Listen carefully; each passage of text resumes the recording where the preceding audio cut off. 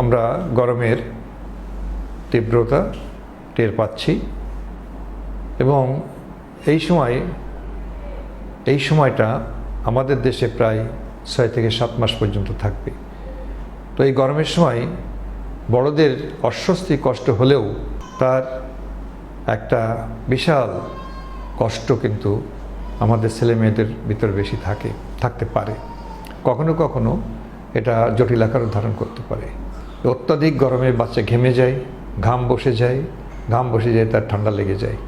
এবং যে সমস্ত বাচ্চারা অ্যালার্জিতে ভোগে, অ্যাজমা প্রবণ, তাদের কিন্তু এই গরমের প্রভাবে, ঘামের প্রভাবে কখনো কখনো তাদের অ্যাজমা অ্যাটাক শুরু হয়ে যেতে পারে। দ্বিতীয় যে বিষয়টা হলো, অতিরিক্ত ঘামের ফলে এবং ঠিকমতো যদি তাকে পানি না খাওয়ানো হয়, লিকুইড না দেওয়া যায়, তাহলে তার শরীরে ডিহাইড্রেশন হতে পারে।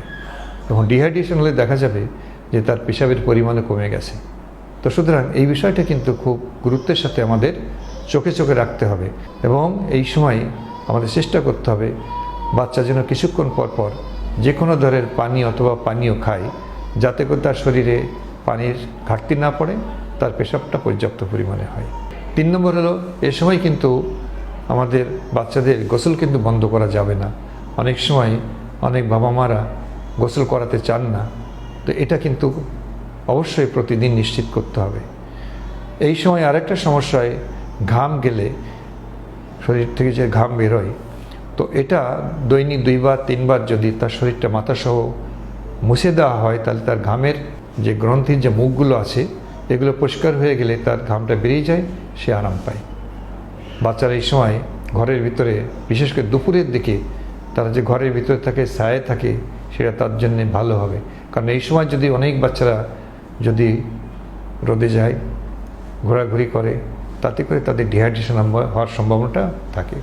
গরমের আরেকটা জিনিস হলো, বিশেষ করে গ্রামের ছেলেমেয়ে যারা বড় হচ্ছে, তারা কিন্তু পানির খোঁজে থাকে এবং গ্রামে যেহেতু অনেক পুকুর নালা আছে, সুতরাং তারা পুকুরের মধ্যে নেমে যায়।